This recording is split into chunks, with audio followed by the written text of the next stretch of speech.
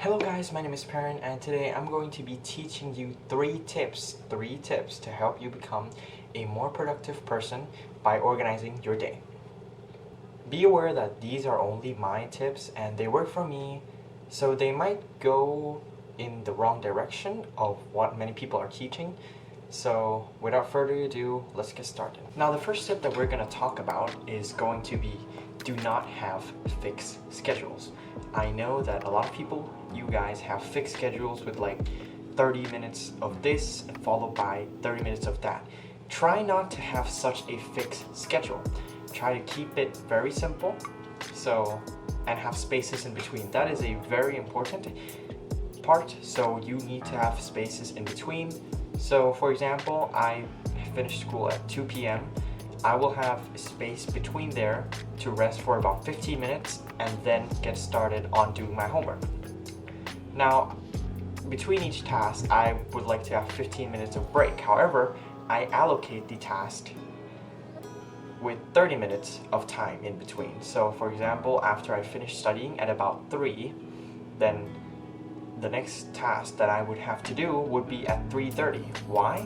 Because even though I rest for 15 minutes, there are some times when the task takes a lot of time. It takes more time than what I've allocated. So that 15 minutes is like a free runoff space that I spare sometimes if I don't finish the task in time. Now the second tip is that you need breaks. How do I mean by breaks? Well, a study has shown that if you study or just do work for long periods of time without taking a break, the graph will drop. So basically this graph shows that the time of studying and the quality of work or the quality of studying will drop as time goes on. The normal time for most people would be 20 minutes, and this concept has evolved into a pomodoro timer. Basically is that you study for 20 minutes and then you break 5 minutes and then you keep on going for another 20 minutes. Rinse and repeat and keep on doing it until you finish your job.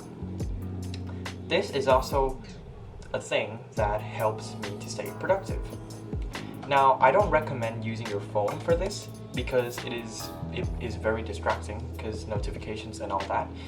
I recommend this, a simple pomodoro timer that you can use. And it has started ticking. Anyways,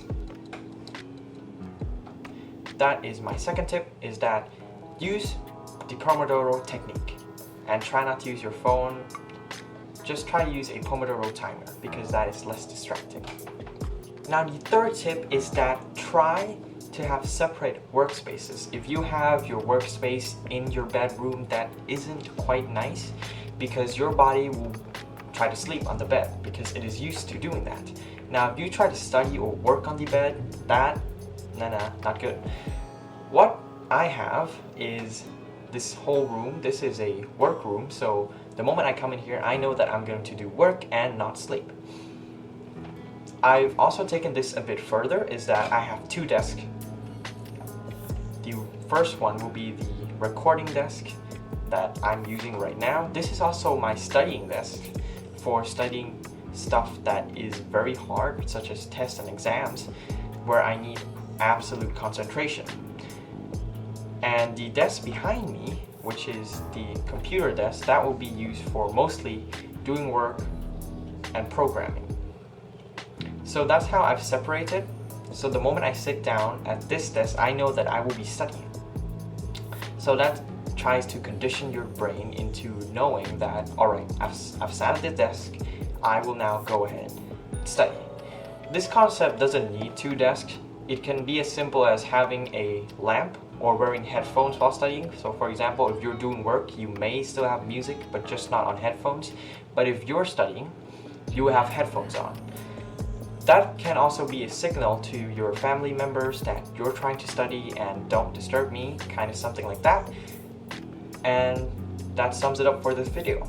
Now to recap, these are the 3 tips.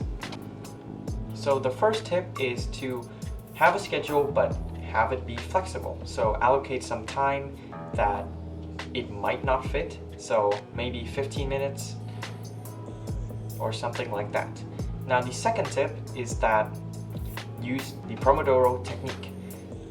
Do work for about 20 minutes or 25 and then take 5-minute breaks. You can also adjust this to fit your need.